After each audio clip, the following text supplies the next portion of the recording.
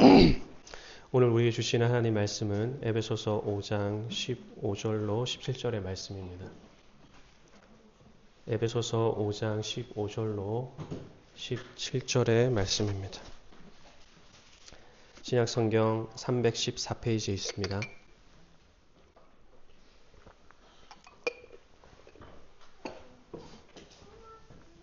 에베소서 5장 15절로 17절의 말씀. 제가 봉독하도록 하겠습니다. 하나님의 말씀을 들으십시오. 그런즉 너희가 어떻게 행할 것을 자세히 주의하여 지혜 없는 자 같이 말고 오직 지혜 있는 자 같이 하여 세월을 아끼라. 때가 악하니라. 그러므로 어리석은 자가 되지 말고 오직 주의 뜻이 무엇인가 이해하라. 아멘. 이것은 하나님의 말씀입니다. 세월을 아끼라, 주의 뜻을 이해하라는 제목으로 하나님의 말씀 선포하도록 하겠습니다. 에베소서가 크게 두 부분으로 나뉘는데 전반부는 우리의 구원에 관한 것이요, 후반부는 구원 얻은 우리의 삶에 관한 것이라 이렇게 말씀을 드렸습니다. 꽤 오래전에 말씀드렸는데 여러분 기억이 나십니까? 우리는 지난 주일까지 구원받은 우리의 삶이 어떠해야 하는가를 살펴보았습니다. 그래서 새 사람의 생활 1, 새 사람의 생활 2로 해서 살펴보았죠.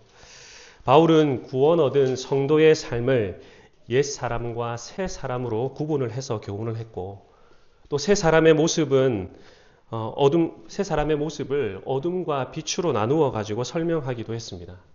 우리는 더 이상 어둠이 아니라 빛이고 빛의 자녀들이기 때문에 빛의 열매를 맺는 삶을 살아야 한다. 그렇게 교훈했던 것이죠.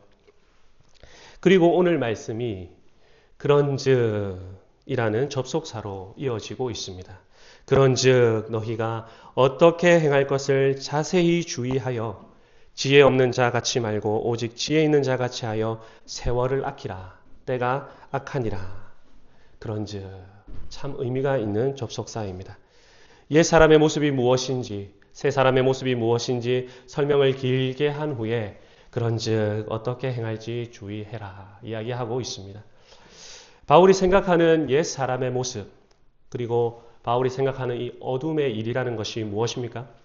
우리의 기억을 한번 되살려 보면은 옛 사람의 모습, 그것은 거짓말을 하는 것, 분을 내는 것, 도둑질하는 것, 더러운 말을 입 밖으로 내면서 모든 악독과 노함과 떠드는 소리들을 뱉어내는 것들입니다. 어둠의 일들도 무엇인가 생각해 보면 음행과 온갖 더러운 것, 음욕을 따라서 몸을 사용하는 것이고, 누추한 말, 어리석은 말, 아무 덕스럽지도 않은 희롱의 말들을 입에 달고 사는 것입니다. 우리가 이 어둠의 일들, 또 옛 사람의 일들을 4, 5장에만 한정해가지고 생각하는 것이 아니라 1장까지 확대해서 한번 생각을 해본다면은 자신의 마음을 방탕에 방임하는 것, 모든 더러운 것을 욕심으로 행하는 것, 그리고 하나님에 대해서 무지한 것, 사람의 괴술, 간사한 유혹에 빠져서 요동하는 것, 육체와 마음이 원하는 대로 행하는 이것들도 다 포함이 될 것입니다. 반대로 바울이 말하는 주 안에서 새 사람의 모습, 주 안에서 빛의 자녀들의 삶은 어떤 것입니까? 모든 착함과 의로움과 진실함으로 열매 맺는 삶, 주께 기쁘시게 할 것이 무엇인가 판단하고 행동하는 삶, 감사하는 말을 하는 삶, 사랑 가운데서 서로 용납하고 서로를 인자하게 여기는 삶, 주께서 하나 되게 하신 것을 지키기 위해 모든 노력을 다하면서 그리스도의 장성한 분량에 이르기까지 함께 자라가는 삶, 이런 삶이 빛의 자녀들의 삶이요 새 사람의 삶이라 할 수가 있을 것입니다.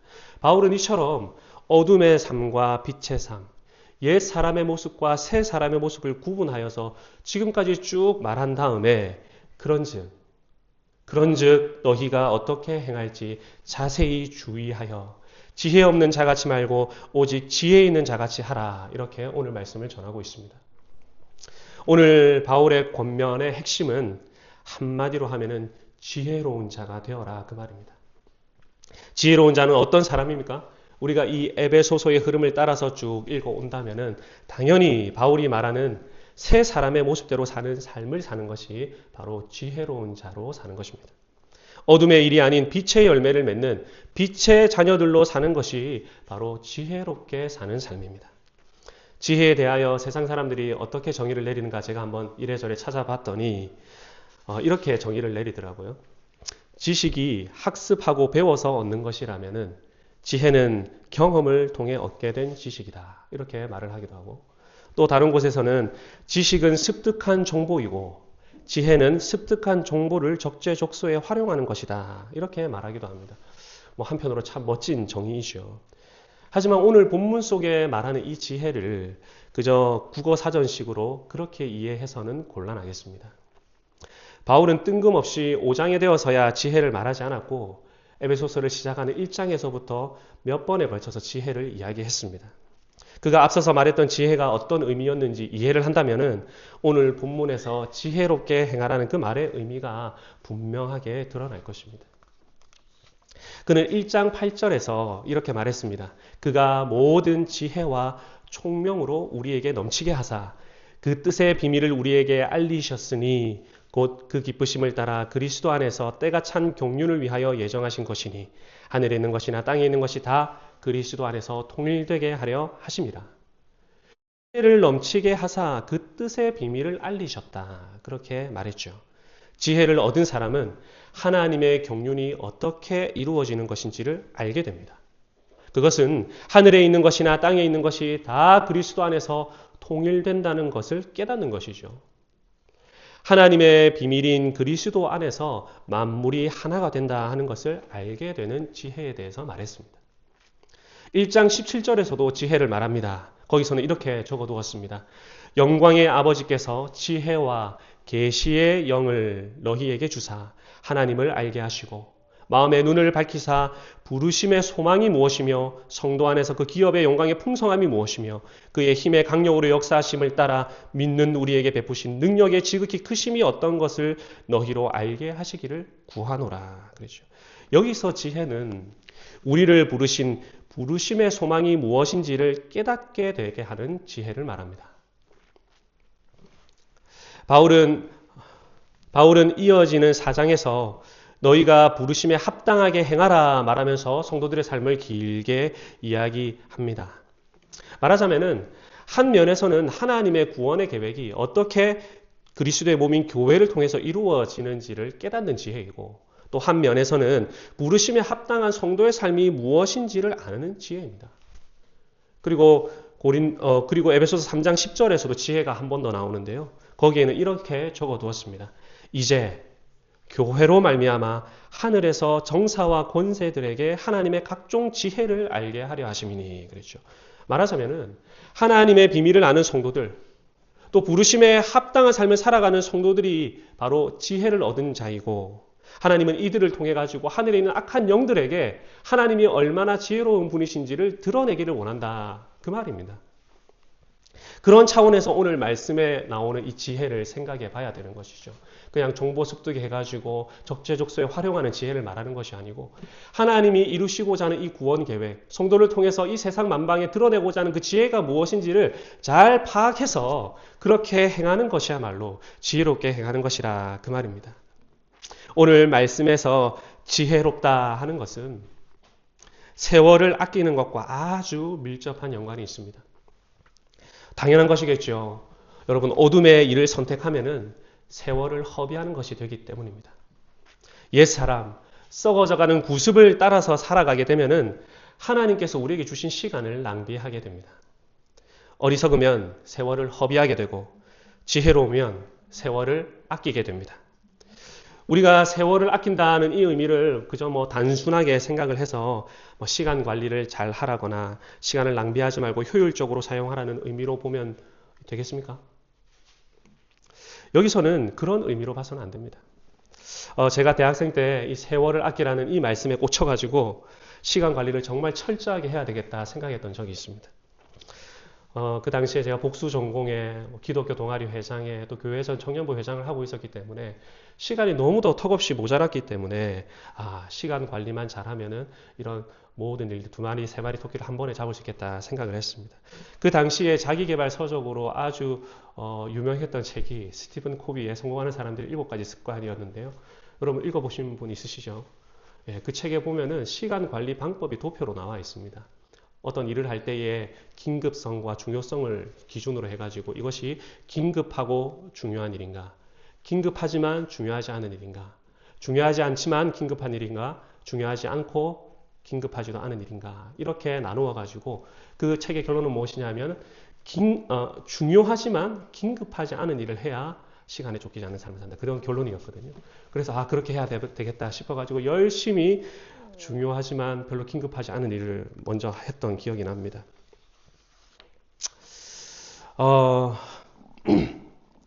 우리가 책을 봐서 시간 관리의 방법들 배울 수 있죠.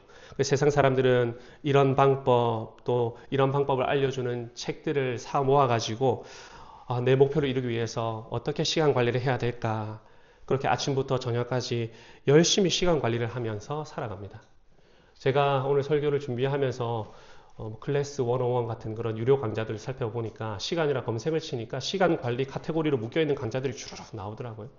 그게 인기가 있는 이유, 또 많은 이유가 무엇이겠습니까? 그만큼 세상 사람들이 세월 호송하지 않고 시간을 잘 관리해서 자기 목표를 이루고자 원하기 때문일 것입니다. 그런데 이렇게 시간 관리 방법을 배우고 낭비되는 시간이 없도록 분 단위로 쪼개가면서 철저하게 시간을 지키는 것이 세월을 아끼는 것입니까? 그렇지 않습니다. 그렇게 살고서도 세월을 허비하고 낭비하는 삶을 살 수도 있습니다. 우리는 이 세월을 아낀다는 의미가 무엇인지 온전하게 이해하기 위해서 성경이 말하는 시간관에 대해서 생각해 볼 필요가 있습니다. 시간이 언제 처음 생겼습니까? 언제 처음 생겼습니까?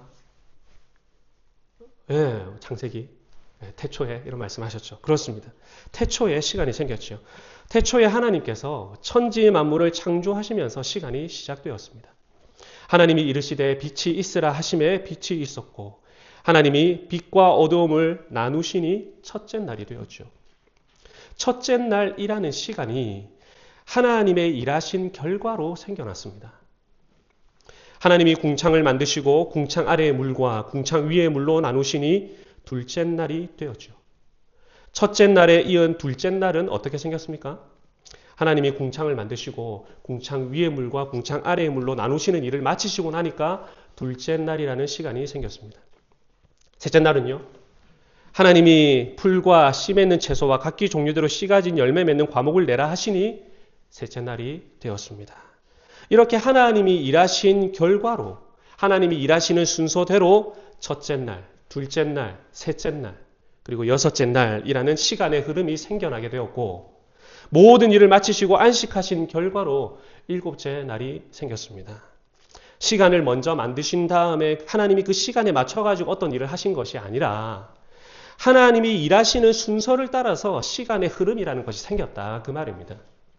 그래서 우리가 시간이란 무엇인가 성경을 따라서 정의를 내린다면은 시간은 하나님의 일하심의 순서다, 이렇게 정의를 내려볼 수가 있을 것입니다.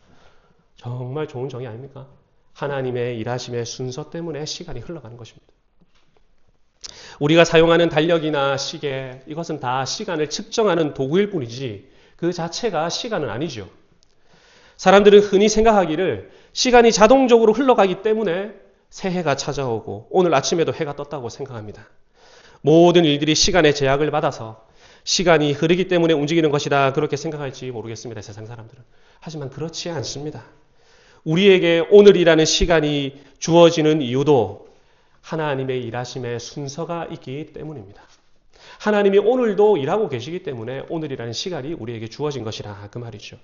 하나님께서 창세전에 작정하신 하나님의 뜻과 계획을 따라서 오늘도 그분의 일을 진행하고 계시기 때문에 저녁이 되고 아침이 되니 이는 주후 2025년 2월 9일이 되니라, 이렇게 된 것입니다. 시간의 주관자가 하나님이시기 때문에 하나님께서는 어떤 사람에게는 시간을 주시기도 하고 또 어떤 사람들에게는 주신 시간을 빼앗기도 하시죠. 기억나십니까? 중병에 걸려가지고 벽을 마주하고 기도했던 히스기야에게 하나님은 15년이라는 시간을 주셨습니다. 반대로 곳간을 넓히고 자기의 부를 차곡차곡 쌓아둔 부자의 시간은 오늘 밤에도 취하실 수 있는 분이 바로 하나님이십니다. 태양아 너는 기브온 위에 머무르라. 달아 너도 아얄론 골짜기에 그리할지어다. 여호수아의 그 말에 태양과 달을 멈춰서 시간을 중지시키기도 하시는 분이 하나님이십니다. 가라사대 때와 기한은 아버지께서 자기의 권한에 두셨으니 너희의 알 바 아니요. 했던 것처럼 이 세상의 마지막 때, 종말의 때, 주님 다시 오시는 그 재림의 때를 정하시는 분이 바로 하나님이십니다. 하나님은 당신의 일하심으로 시간을 움직여 가시는 분이요. 당신의 일하심을 위해 시간을 멈추게도 하시는 분이요. 시간의 끝을 맺으시기도 하시는 분입니다. 우리가 이 사실을 안다면은 하나님이 나에게 주신 시간을 내 것이라고 생각할 수 있겠느냐 그 말입니다. 시간은 하나님께 속한 것이요. 나에게 주어진 오늘이라는 시간도 하나님의 뜻을 이루시고자 일하시기 때문에 주어진 것입니다. 우리는 이것이 내 시간이다 생각하면서 내 뜻과 내 마음대로 시간을 쓸 사람들이 아니라 하나님의 일하심의 결과로 오늘이 내게 주어졌음을 깊이 이해하고 이 시간을 선용해야 될 사람이라 그 말이죠. 그래서 여러분 다윗이 어떻게 노래했습니까? 여호와여 나의 종말과 연한의 어떠함을 알게 하사 나로 나의 연약함을 알게 하소서 그랬습니다. 모세가 뭐라고 노래했습니까? 우리에게 우리의 날 계수함을 가르치사 지혜의 마음을 얻게 하소서 그랬습니다. 나의 인생도 나의 시간도 오늘이라는 시간도 하나님의 일하심 때문에 주님의 뜻을 이루는 일하심의 순서 때문에 주어진 것임을 인정하고 고백하는 것이야말로 진정으로 지혜로운 것이라 그 말입니다.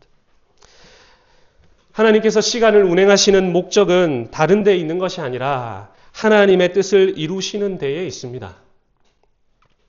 하나님께서 자기의 뜻을 이루시고 계시기 때문에 오늘이라는 시간도 흘러가고 있는 것입니다.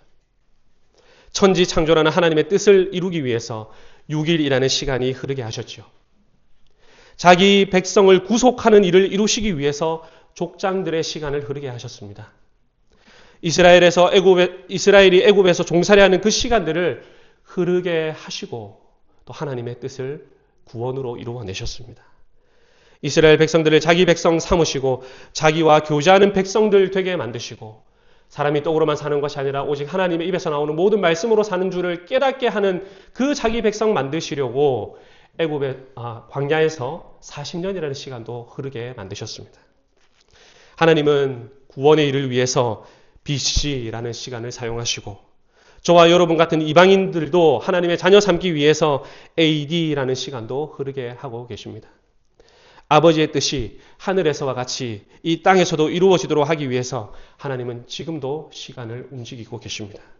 그러니까 이 시간의 흐름은 하나님의 뜻이 이루어져가는 순서입니다.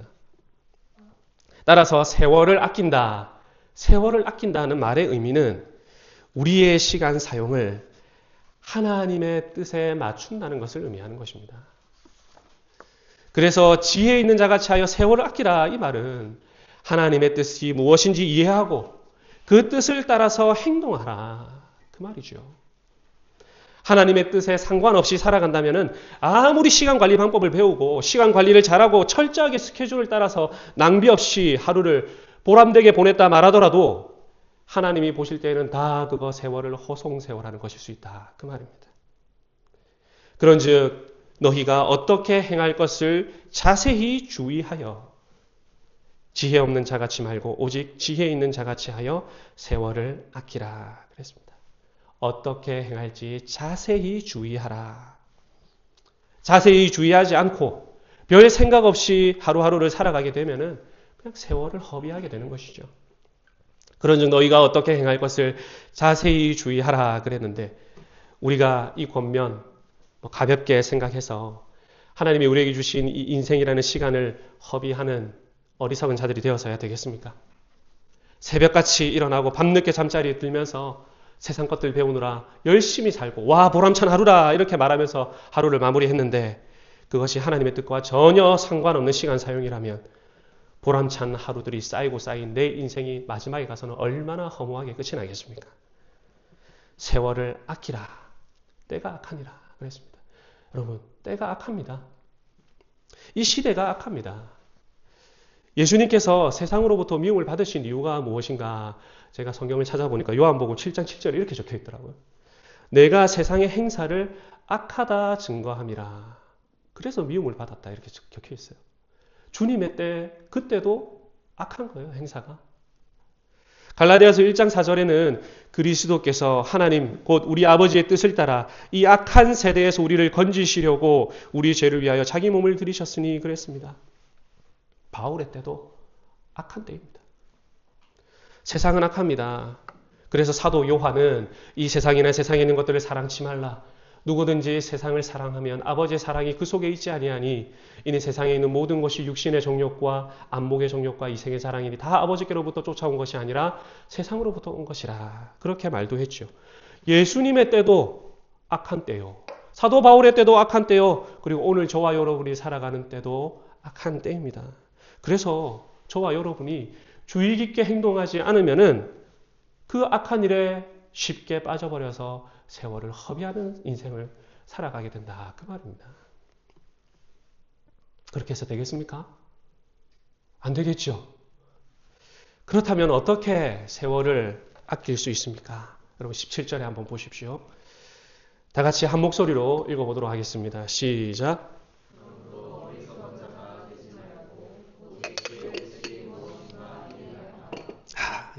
정답이 나오죠.